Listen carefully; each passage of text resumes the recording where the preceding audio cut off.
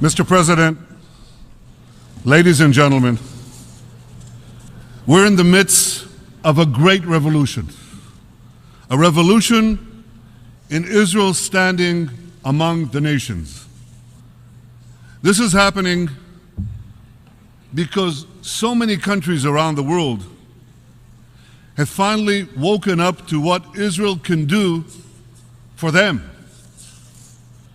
Those countries now recognize what brilliant investors like Warren Buffett and great companies like Google and Intel, what they've recognized and known for years, that Israel is the innovation nation, the place for cutting-edge technology in agriculture, in water, in cybersecurity, in medicine, in autonomous vehicles, you name it, we've got it.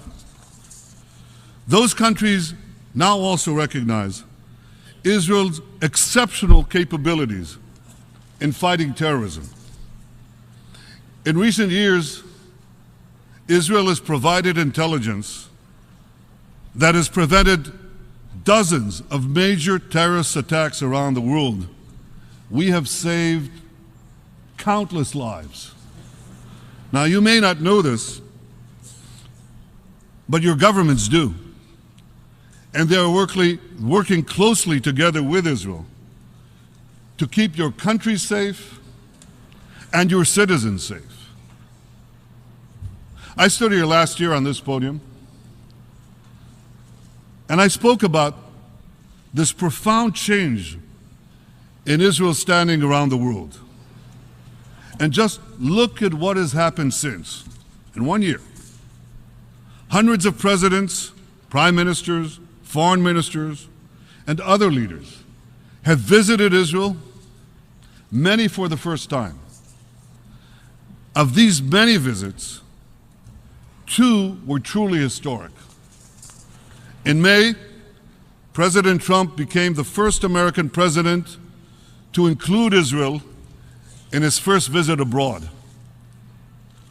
President Trump stood at the Western Wall, at the foot of the Temple Mount, where the Jewish people, or rather the Jewish people's temples, stood for nearly 1,000 years. And when the president touched those ancient stones, he touched our hearts forever. In July, Prime Minister Modi became the first Indian Prime Minister to visit Israel. You may have seen the pictures. We were on a beach in Hedera. We rode together in a Jeep outfitted with a portable desalination device that some thriving Israeli entrepreneur invented. We took off our shoes, waded into the Mediterranean, and drank seawater that had been purified only a few minutes earlier. We imagined the endless possibilities for Israel, for India, for all of humanity. In the past year, Israel has hosted so many world leaders, and I had the honor of representing my country on 6 different continents. 1 year, 6 continents. I went to Africa, where I saw Israeli innovators increasing crop yields, turning air into water, fighting AIDS. I went to Asia, where we deepened our relations with China and with Singapore, and expanded our cooperation with our Muslim friends in Azerbaijan and Kazakhstan. I went to Europe, where in London and Paris, Saloniki and Budapest, we enhanced our security and economic ties. I went to Australia, becoming the first Israeli Prime Minister to visit our great allies down under. And just last week, I went to South America, visiting Argentina and Colombia. And then I went on to Mexico, becoming, if you can believe it, the first Israeli Prime Minister ever to visit Latin America. After 70 years, the world is embracing Israel, and Israel is embracing the world. 1 year,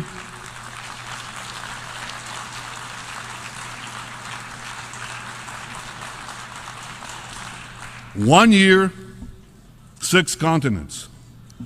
Now, it's true, I haven't yet visited Antarctica, but one day I have to go there. I want to go there too, because I've heard that penguins are also enthusiastic supporters of Israel. Now, you laugh, but penguins have no difficulty recognizing that some things are black and white, are right and wrong. And unfortunately, when it comes to UN decisions about Israel, that simple recognition is too often absent. It was absent last December when the Security Council passed an anti-Israel resolution that set back the cause of peace. It was absent last May when the World Health Organization adopted, you have to listen to this, the World Health Organization adopted a Syrian-sponsored resolution that criticized Israel for health conditions on the Golan Heights. As the great John McEnroe would say, you cannot be serious. I mean, this is preposterous. Syria has barrel-bombed, starved, gassed, and murdered hundreds of thousands of its own citizens and wounded millions more, while Israel has provided life-saving medical care to thousands of Syrian victims of that very same carnage. Yet who does the World Health Organization criticize? Israel. So is there no limit to the UN's absurdities when it comes to Israel? Well, apparently not. Because in July, UNESCO declared the Tomb of the Patriarchs in Hebron a Palestinian World Heritage Site. That's worse than fake news. That's fake history. Mind you, it's true that Abraham, the father of both Ishmael and Isaac, is buried there. But so too are Isaac, Jacob, Sarah, Rebecca. Sarah is a Jewish name, by the way. Sarah, Rebecca, and Leah, who just happen to be patriarchs and matriarchs of the Jewish people. Well, you won't read about that in the latest UNESCO report, but if you want to, you can read about it in a somewhat weightier publication. It's called The Bible. I highly recommend it. I hear it even got 4.5 out of 5 stars on Amazon. And it's a great read. I read it every week. Ladies and gentlemen, a moment to be serious. Despite the absurdities, despite the repetition of these farcical events, there is change. Slowly but surely, there are signs of positive change even at the United Nations. Mr. Secretary General, I very much appreciate your statement that denying Israel's right to exist is anti-Semitism, pure and simple. Now that's important because for too long, the epicenter of global anti-Semitism has been right here at the UN. And while it may take many years, I'm absolutely confident that the revolution in Israel's ties with individual nations will ultimately be reflected here in this Hall of Nations. I say that because there's also a marked change in the position of some of our key friends. Thanks to President Trump's unequivocal support for Israel in this body, that positive change is gathering force. So thank you, President Trump, Thank you for supporting Israel at the UN.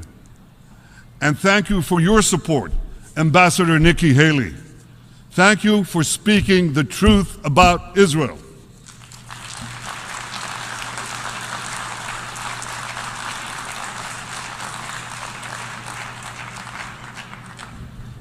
But ladies and gentlemen,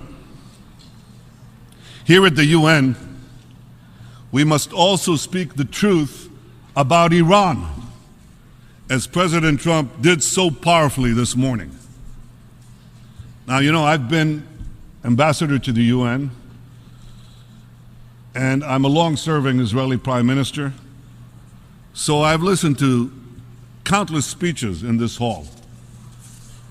But I can say this: none were bolder, none were more courageous and forthright than the one delivered by President Trump today. President Trump rightly called the nuclear deal with Iran, he called it an embarrassment. Well, I couldn't agree with him more. And here's why. Iran vows to destroy my country every day, including by its chief of staff the other day. Iran is conducting a campaign of conquest across the Middle East, and Iran is developing ballistic missiles to threaten the entire world. 2 years ago, I stood here and explained why the Iranian nuclear deal not only doesn't block Iran's path to the bomb, but actually paves it. Because the restrictions placed on Iran's nuclear program have what's called a sunset clause. Now, let me explain what that term means. It means that in a few years, those restrictions will be automatically removed, not by a change in Iran's behavior, not by a lessening of its terror or its aggression. They'll just be removed by a mere change in the calendar. And I warned that when that sunset comes, a dark shadow will be cast over the entire Middle East and the world, because Iran will then be free to enrich uranium on an industrial scale, placing it on the threshold of a massive arsenal of nuclear weapons. That's why I said 2 years ago that the greater danger is not that Iran will rush to a single bomb by breaking the deal, but that Iran will be able to build many bombs by keeping the deal. Now, in the last few months, we've all seen how dangerous even a few nuclear weapons can be in the hands of a small rogue regime. Now imagine the danger of hundreds of nuclear weapons in the hands of a vast Iranian Islamist empire with the missiles to deliver them anywhere on earth. I know there are those who still defend the dangerous deal with Iran, arguing that it will block Iran's path to the bomb. Ladies and gentlemen, that's exactly what they said about the nuclear deal with North Korea. And we all know how that turned out. Unfortunately, if nothing changes, this deal will turn out exactly the same way. That's why Israel's policy regarding the nuclear deal with Iran is very simple. Change it or cancel it. Fix it or nix it.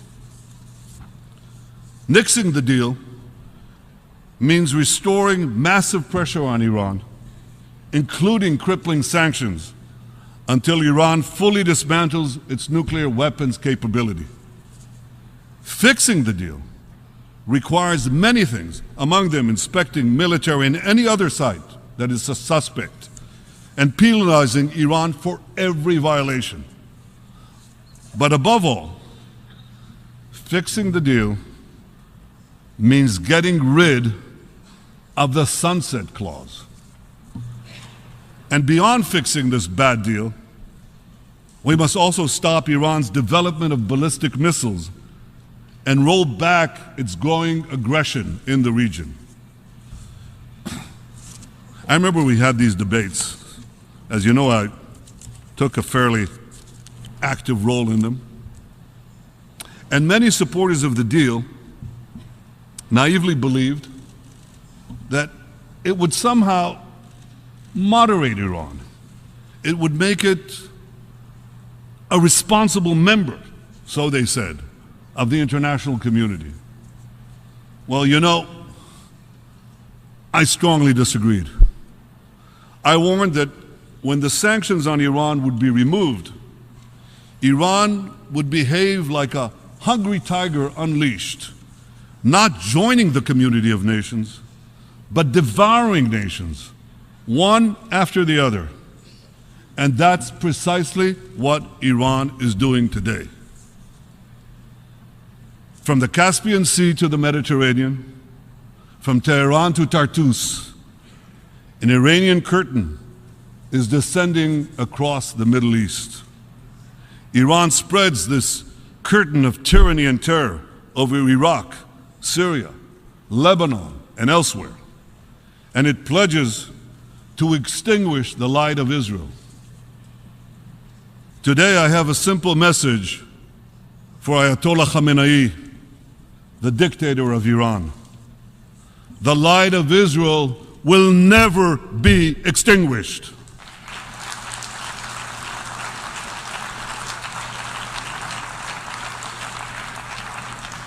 Netzach Yisrael lo yeshaker.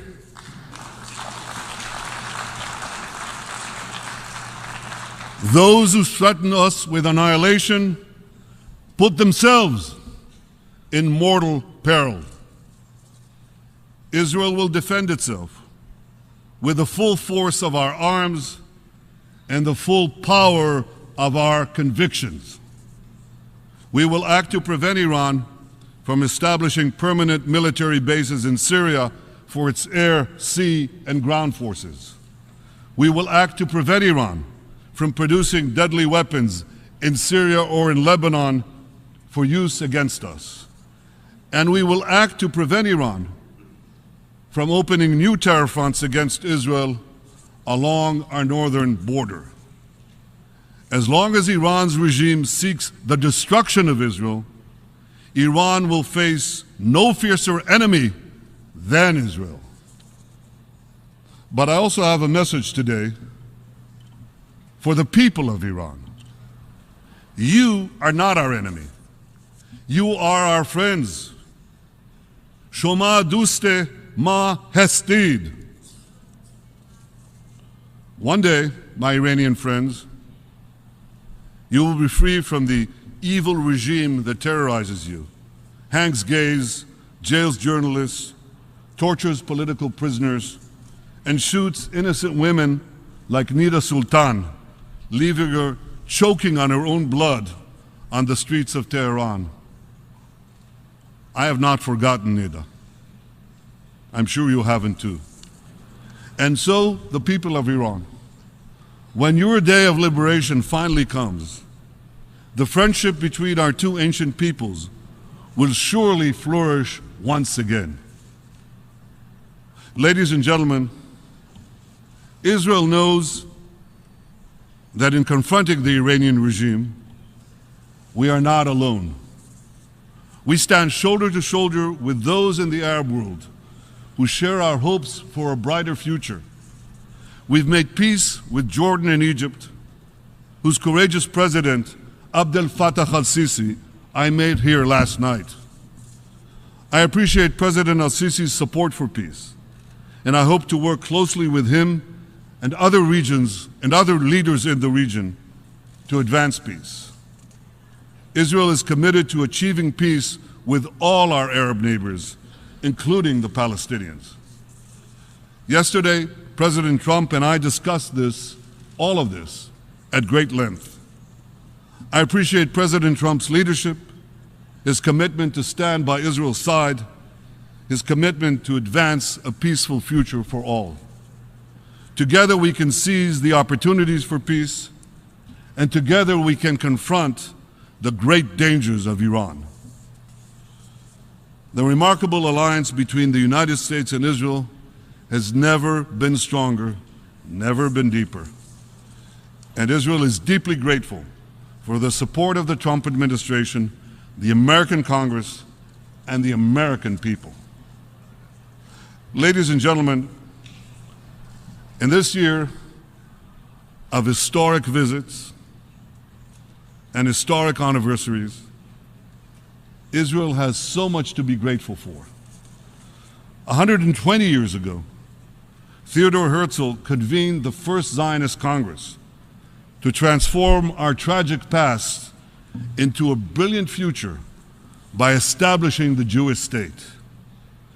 100 years ago, the Balfour Declaration advanced Herzl's vision by recognizing the right of the Jewish people to a national home in our ancestral homeland. 70 years ago, the United Nations further advanced that vision by adopting a resolution supporting the establishment of a Jewish state. And 50 years ago, we reunited our eternal capital, Jerusalem, achieving a miraculous victory against those who sought to destroy our state. Theodor Herzl was our modern Moses, and his dream has come true. We've returned to the Promised Land, revived our language, ingathered our exiles, and built a modern, thriving democracy. Tomorrow evening, Jews around the world will celebrate Rosh Hashanah, the beginning of our new year. It's a time of reflection, and we look back with wonder at the miraculous rebirth of our nation. And we look ahead with pride to the remarkable contributions Israel will continue to make to all nations. You look around you, and you will see these contributions every day. In the food you eat, the water you drink, the medicines you take, the cars you drive, the cell phones you use, and in so many other ways that are transforming our world. You see it in the smile of an African mother in a remote village who, thanks to an Israeli innovation, no longer must walk 8 hours a day to bring water to her children. You see it in the eyes of an Arab child who was flown to Israel to undergo a life-saving heart operation. And you see it in the faces of the people in earthquake-stricken Haiti and Nepal who were rescued from the rubble and given new life by Israeli doctors. As the prophet Isaiah said, "Unetaticha or lagoyim liot yeshuati ad ktseh haaretz." I have made you a light unto the nations, bringing salvation to the ends of the earth. Today, 2,700 years after Isaiah spoke those prophetic words, Israel is becoming a rising power among the nations. And at long last, its light is shining across the continents, bringing hope and salvation to the ends of the earth. Happy New Year, Shana Tova from Israel. Thank you.